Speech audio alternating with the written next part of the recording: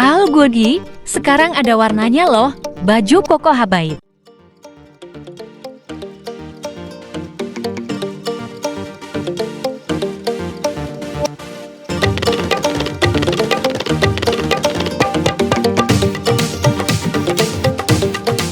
Selamat pagi teman-teman, kembali dengan saya Alvin Lim di Quotient TV. Teman-teman, kemarin ini sudah heboh masalah Ferdy Sambo ya teman-teman ya. Sebenarnya ketika saya bicara Ferdy Sambo, saya tidak berbicara tentang spesifik Ferdy Sambo, tetapi tentang kejadian-kejadian oknum-oknum yang ada di lapas teman-teman ya. Bagaimana rusaknya penegakan hukum di Indonesia yang terjadi di lapas dan rutan-rutan teman-teman ya. Saya berharap tadinya bahwa kritik saya bisa didengar pemerintah, tetapi yang teman-teman bisa lihat ya, pemimpin tertinggi dari lapas yaitu Menkumham sendiri, Bapak Yasona, malah ketika dimintai tanggapan tentang Alvin Lim, dijawab Alvin Lim itu orang gila katanya, teman-teman. Ya, begini ya teman-teman ya, saya mau menanggapi jawaban dari Bapak Yasona tersebut. Saya bersyukur sih dibilang orang gila ya sama Pak Yasona ya. Tapi yang pasti saya bukan gila kekuasaan dan gila jabatan teman-teman ya. Beda sama orang-orang yang saking gila jabatan, haus jabatan ya. Sehingga dia lupa teman-teman akan tugasnya dalam penegakan hukum.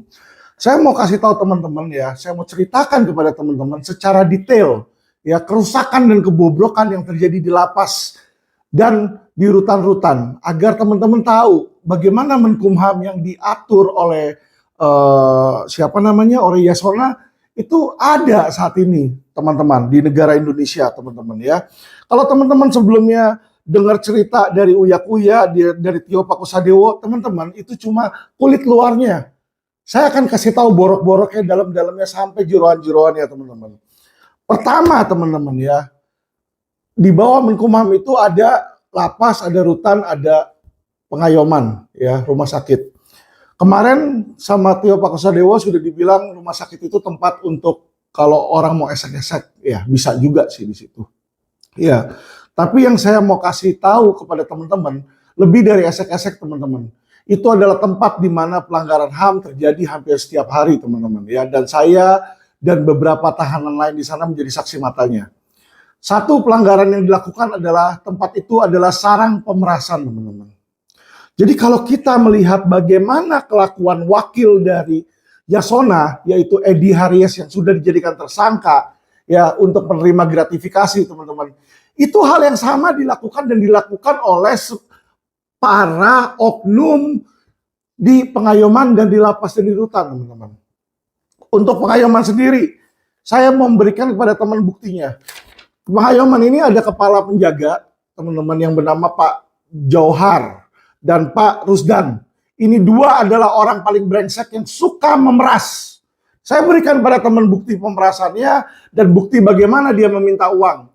Ya, ini ada bukti WA, teman-teman ya. Bukti WA ini adalah bukti otentik. Di mana tadinya saya berharap saya dimintain keterangan oleh Menkumham, ya mereka akan menindak oknum-oknumnya, tapi tidak, teman-teman. Mereka tahu yang saya bicarakan adalah kebenaran. Jadi mereka takut untuk mendengar penjelasan saya dan mereka tidak mau menindak oknum-oknum yang kurang lebih ya mayoritas dari mereka punya staf itu adalah oknum. Jadi kalau mereka tindak semua, siapa yang mau kerja itu nanti di lapas sama di rutan teman-teman ya. Saya kasih tahu teman-teman deh tindakan kepala-kepalanya aja ya biar kita enak lah. Kalau semua sampai cecere-cecerenya nanti lapas rutan kagak ada pegawai teman-teman ya. Ini Pak Johar ini teman-teman, dia adalah kepala rumah sakit ya di bawah dokter Umu.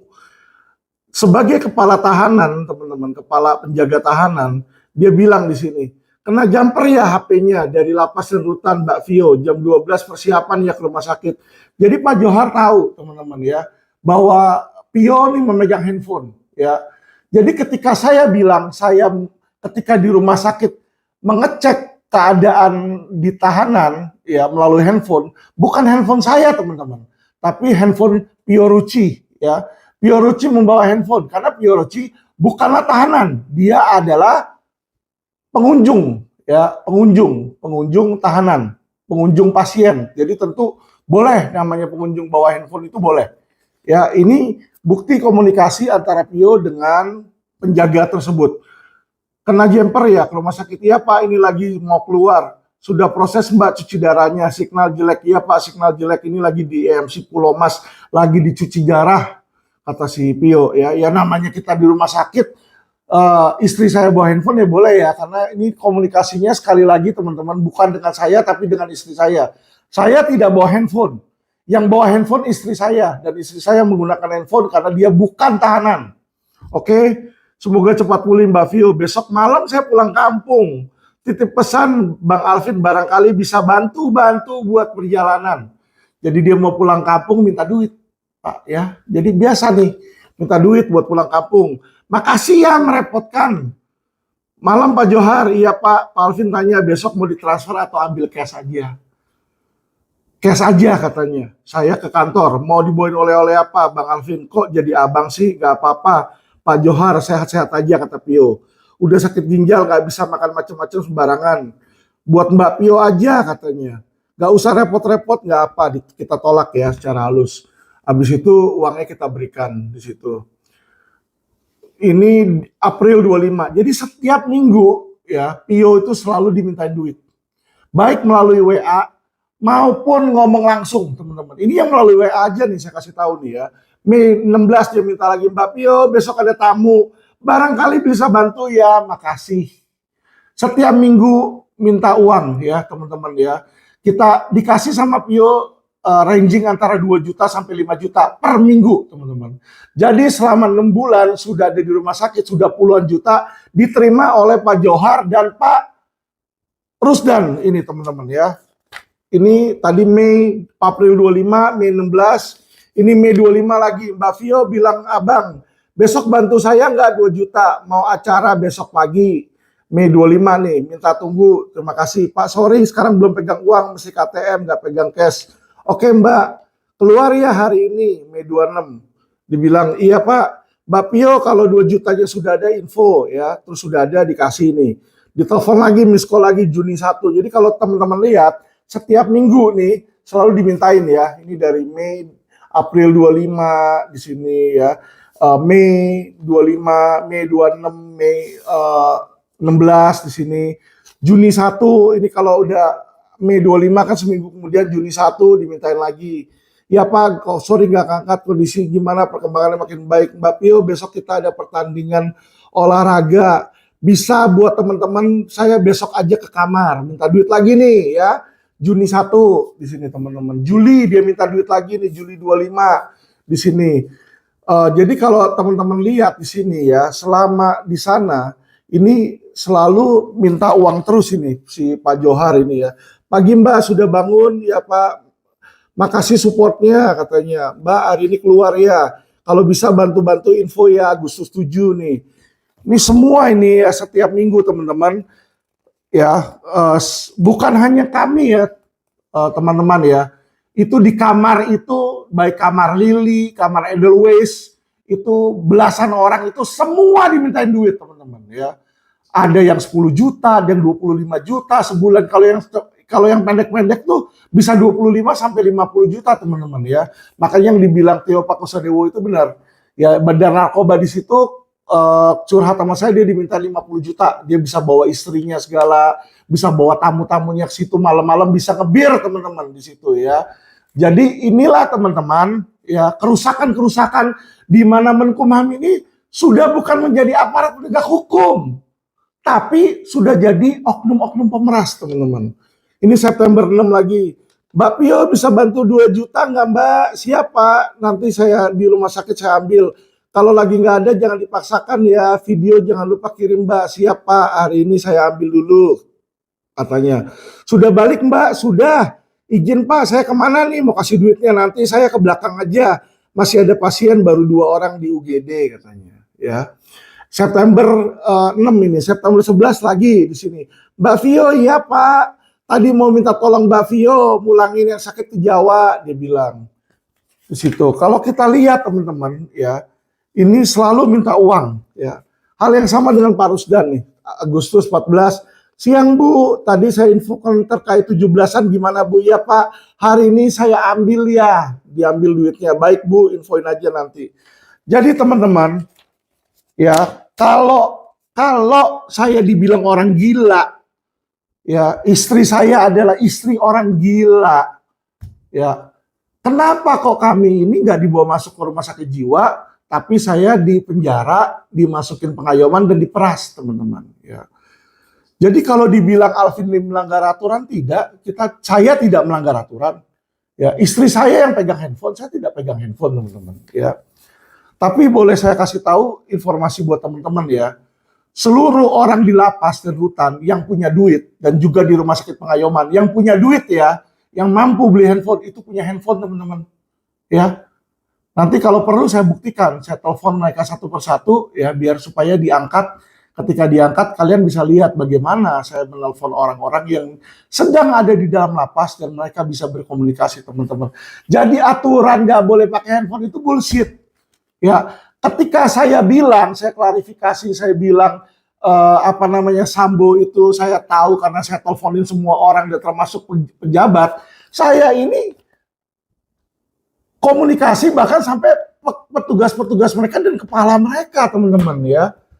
Ke kalapas mereka, ke wakil kalapas itu saya telepon-teleponan sama mereka. Dan bukan cuma saya teman-teman. Semua tahanan tipikor kalau ada masalah mereka bisa telepon kalapas Salemba langsung teman-teman ya. Mereka ada nomor teleponnya dan mereka ada setoran. Saya kasih tahu teman-teman ya. Rasanya itu bukan hanya setoran setiap minggu teman-teman ya di lapas dan di rutan. Tetapi ketika pertama kali mereka masuk ke Mapenaling, Anda bisa lepas dari Mapenaling dengan cara bayar uang ya. Kalau nggak ke lapas, ke kepala KPLP teman-teman. KPLP itu adalah orang nomor 2 di lapas ya, kepala pengamanan di situ ya.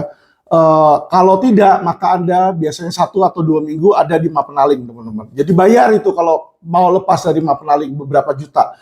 Nah setelah lepas dari Mapenaling, kalau Anda mau kamar yang bagus, Anda bisa pilih mau kamar sendiri, mau kamar berdua, mau kamar bertiga, berlima, ya tentu kamar yang lebih eksklusif lebih mahal teman-teman. Ya, saya ada tahu satu orang di Lapas Salemba itu yang bayar untuk beli 3 kamar sekaligus teman-teman. Itu senilai 1,5 miliar, ya 1,5 miliar teman-teman. Ya, itu dia bayar teman-teman untuk mendapatkan 3 kamar.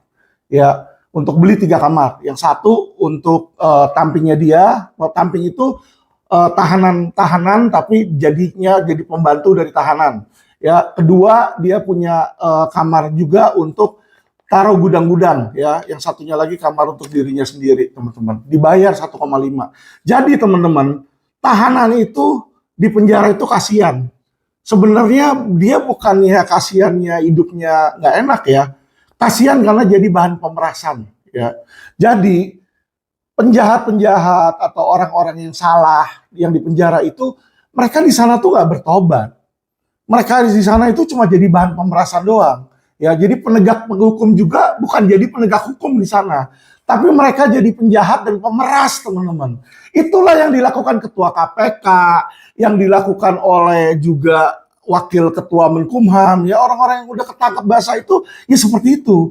Yang lainnya belum ketangkep basah teman-teman kayak Johar, Rusdan ini. Kalau nggak ada orang kayak saya teriak, nggak ada yang tahu tindak lanjut mereka teman-teman ya. Teman-teman, bukan cuma bayar dan lakukan hal-hal seperti itu. Hal-hal lain pun juga mereka bayar. Jadi misalnya saya mau handphone masuk, bayar 5.000, handphone dimasukin. Jadi jangan dibilang petugas kagak tahu, kepala KPLP kagak tahu, kalapas kagak tahu. Bullshit. Bullshit. Ya. Tahanan KPK aja, tahanan tipikor, tahanan-tahanan di sana menghubungi lewat telepon langsung ke kalapas. Ya, saya kasih tahu teman-teman. Jadi mereka tahu. Dan juga bukan cuma kalapas tahu, Kadifpas juga tahu, Irjen tahu, Kakanwil tahu, dan Menkumham juga tahu, teman-teman. Menkumham juga tahu kebobrokan-kebobrokan itu. Tapi apa yang mereka lakukan? Mereka memilih untuk mengabaikan. Mereka memilih untuk denying, ya, untuk menyanggah. Yang tidak mereka mau lakukan adalah apa yang tidak mereka mau lakukan? Mereka tidak mau membenahi dan mereka tidak mau merubah sikap mereka. Ya, nah coba saya tanya sama teman-teman. Saya dibilang penjahat, memalsukan, merugikan 6 juta perak. Ini orang yang meres puluhan juta, ya, yang meres 1,5 miliar untuk kamar. Kok nggak ada sih yang ditindak itu? Dan bukan cuma di sana loh. Di Rutan Cipinang juga kemarin saya baru dapat klien, ya, diletakkan di kamar Citarum, itu Citarum rate-nya 20 juta sampai 30 juta seorang. Satu kamar itu bisa 5 orang, teman-teman.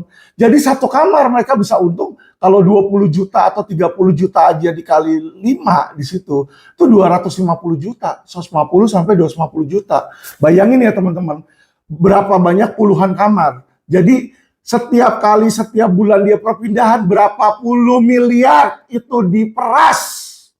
Uang gratifikasi, uang korupsi, teman-teman. Kemana KPK? KPK nggak ada waktu buat mengusut seperti itu. Kemana kejaksaan? Kejaksaan nggak ada waktu buat ngurus seperti itu. Kenapa? Karena mereka itu banyak oknum-oknum, teman-teman, di KPK dan di kejaksaan yang sibuk ya mengurus kasus untuk tebang pilih. Daripada mereka menangkapin teman-teman mereka sendiri, yang dimana teman-teman mereka mungkin sesama satu golongan partai, ya, apa yang mereka lakukan? Mereka akan menarget orang-orang seperti saya, ya, lawyer yang membela masyarakat, lawyer yang berteriak menginginkan adanya perubahan hukum, ya, bukan cuma saya, teman-teman. Nanti Aiman, ya, kenapa Aiman itu dia berteriak bagaimana ada dugaan polisi itu berat sebelah? Karena kalau saya melihat, kalau saya ditanya opini saya setuju dengan Aiman. Ya, tapi orang-orang seperti itulah yang menjadi tugas kerjaan polisi, kerjaan jaksa, kerjaan hakim untuk dipersekusi, teman-teman. Inilah negeri Indonesia kita tercinta. Sangat sayang 1001 sayang, ya. Karena saya cinta pada masyarakat dan saya cinta pada negara ini, saya berani berbicara. Saya tahu dengan saya berbicara, ya pasti banyak yang membenci. Teman-teman, saya kasih tahu ketika saya ngomong tentang Ferdy Sambo bukan hanya ancaman, teman-teman, ya. Itu banyak ya kenalan-kenalan saya di rutan, di lapas itu nelfon saya. Pak Alvin, kok Alvin, tolong Pak Alvin, tolong. Kenapa? Saya bilang, aduh lu tolong klarifikasi dah, klarifikasi. Tarik balik kata-kata lu. Saya bilang, loh itu memang yang saya ketahui kok seperti itu. Saya bilang kan, tolong Pak Alvin tarik balik. Saya disetrap Pak Alvin, kita semua disetrap. Padahal saya baru masuk ke lapas Salemba, saya nggak tahu. Tapi saya kena hukum nih kalau saya nggak ngerti, nggak tahu nih. Mati nggak? Ya, jadi orang-orang pada minta tolong saya. Ya, teman-teman, tentu saja yang namanya saya manusia, ada gejolak di hati saya. Ya, saya nggak mau juga orang-orang nggak berdosa itu kena imbasnya karena saya. Ya, makanya kalau ada pernyataan-pernyataan saya kadang-kadang saya agak ragu-ragu. Saya bukan ragu takut saya di penjara. Saya bukan ragu saya takut mati. Bukan. Karena ada orang yang saya sayangi. Ada orang yang saya pedulikan. Ada orang yang saya taruh perhatian diancam, teman-teman. Ya, kalau saya mati saya nggak masalah. Tapi kalau orang-orang yang saya cintai dilukai, saya tentu saja nggak rela, teman-teman, ya. Jadi agar teman-teman tahu bahwa Alvin Lim ini tidak takut ancaman. Teman-teman, inilah saya memberikan salah satu bukti-bukti, ya. Satu, dugaan pemerasan. Kedua, kalau di rumah sakit Pengayoman itu, kalau Anda nggak punya uang, nggak ada keluarga yang ngurus. Jadi istilahnya orang ditangkap terus keluarganya nggak tahu, dan Anda sakit, wassalam. Banyak itu yang mati setiap hari, hampir setiap hari. Saya lihat nih ada orang di situ teriak-teriak, aduh, teriakan kesakitan. Saya tanya susternya, kenapa? Kesakitan dia, sakit ini, sakit parah ini, sakit parah itu. Bu, rawat dong Bu, saya bilang gitu. Nggak bisa Pak Alvin, saya nggak tahu, dia nggak punya BPJS, nggak ada karyawan, nggak ada yang jenguk, nggak ada keluarga. Nanti kalau ada biaya siapa yang bayar Pak Alvin? Mati nggak lu? Dan dari situlah teman-teman banyak yang meninggal. Jadi kalau teman-teman ya banyak yang menanya saya untuk saya berbicara tentang Rohingya, ya bukannya saya tidak peduli dengan negara lain. dengan warga negara lain, tidak. Tapi saya lebih peduli dengan warga negara Indonesia lebih dulu, ya. Saya belum bisa membantu warga negara Indonesia kok. Ngapain saya pusing-pusing membantu Rohingya, membantu Iran, membantu Irak, membantu Palestina? Bukan saya nggak mau bantu. Saya belum mampu membantu. Saya mau membantu one at a time. Yang lebih dekat dulu, saudara-saudara saya dulu. Yaitu saudara-saudara saya satu negara di Indonesia.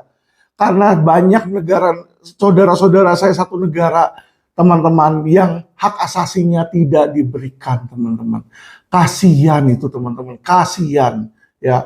Tolong Pak Menkumham, ya, dengarkan kata-kata orang gila ini. Kalau Bapak memang tidak mau percaya dengan saya, nggak apa-apa, Pak Menkumham.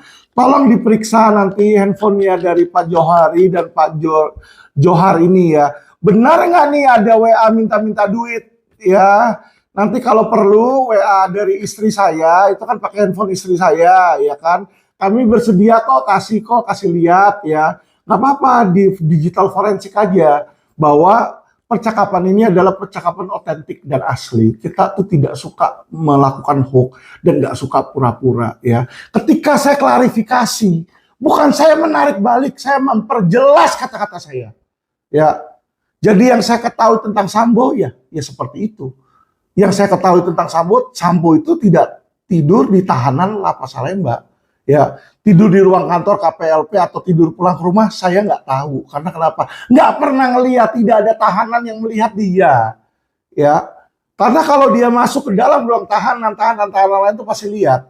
Tahanan yang masuk di situ tuh selalu, Pak, selalu, ya, ada SOP-nya. Pertama, kepala dibotakin.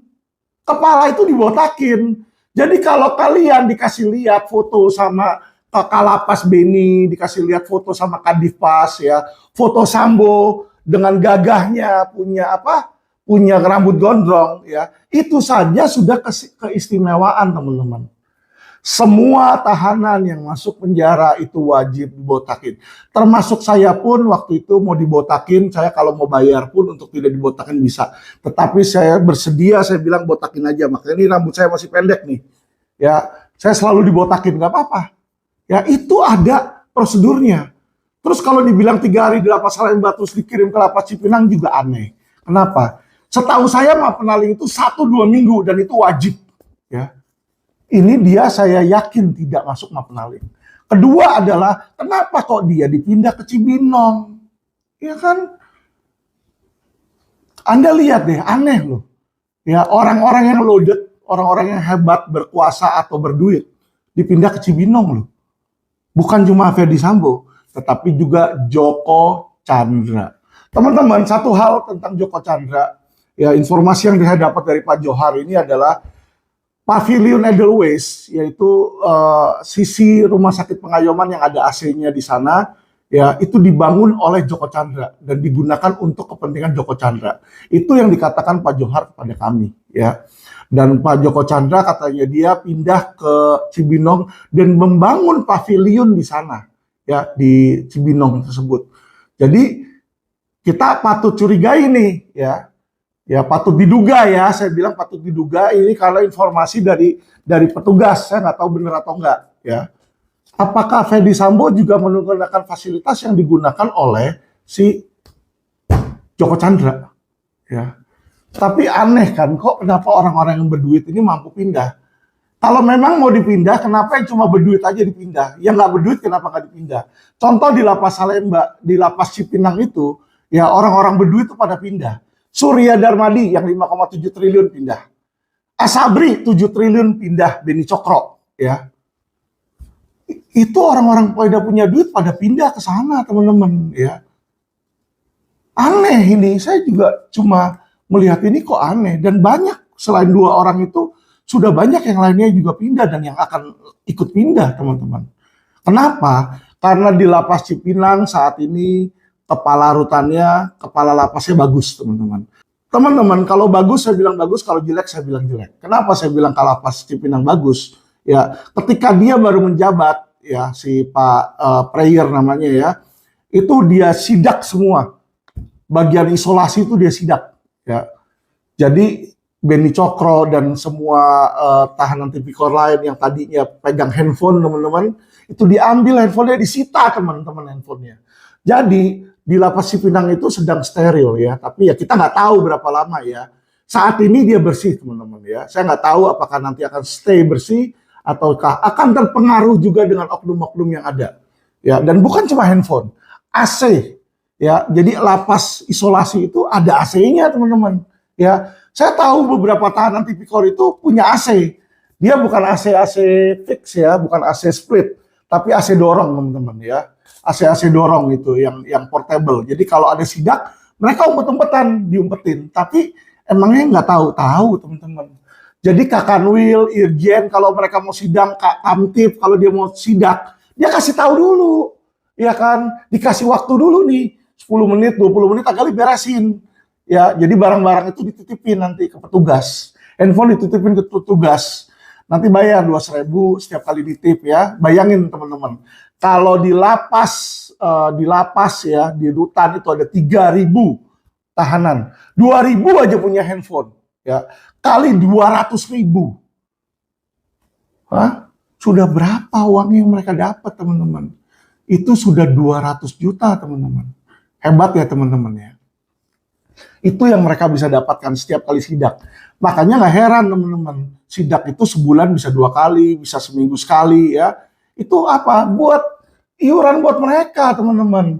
Nanti kadang-kadang diambillah 1 atau 2 orang yang melanggar aturan, pura-pura ditemukan. Jadi seolah-olah ditemukanlah sebuah handphone ya. Wah, nanti alasannya, wah handphonenya dibawa oleh keluarga. Aduh, keluarga bawa itu kalau nggak ada kong kali kong dengan petugas nggak mungkin bisa masuk, ya. Jangan bohong-bohongin deh. Kalau saya udah pernah ditahan, saya tahu, ya. Oke, ini saya baru bongkar teman-teman part 1 ya. Baru sedikit dari jerohannya. Nantinya saya bisa kasih tahu kalian bukti-bukti dan keterlibatan ya dari oknum-oknum yang lebih parah dari ini teman-teman ya. Bagaimana ada orang sakit di sana udah sampai teriak-teriak mau setengah mati ya. Videonya pun saya ada di situ teman-teman ya. Tapi saya melihat kalau memang ini mencelakakan orang-orang yang kira-kira nggak berdosa, saya juga nggak mau teman-teman ya. Oke, Pak Yasona Lauli sudah jelas kira-kira penjelasan dari orang gila ini. Apakah penjelasan kata-kata saya cukup gila di sini atau memang Anda yang gila kekuasaan sehingga tidak mau mendengar saran dari masyarakat, ya itu terserah Anda. Ya, nantinya Anda bentar lagi akan dipilih kok dan masyarakat juga bisa tahu memilih ya partai mana dan penguasa mana yang brengsek yang nggak mau mendengar aspirasi masyarakat. Oke, salam cerdas hukum teman-teman. Bismillahirrahmanirrahim guys, sekarang ada babe rolen, babe roti molen. Roti ini dibuat yang pasti rasanya enak ya, ada 3 rasa. Nih, ada pisang keju, ada tape keju, ada pisang coklat. Ini dibuat tanpa bahan pengawet dan melayani pesanan-pesanan kalian yang seputaran Jabodetabek, bisa buat nemenin ngopi, buat acara-acara boleh. Dan ini karena gua paling suka pisang keju, nih gua dulu yang nyoba nih. Nih dia tuh kayak crunchy gitu depannya itu. No.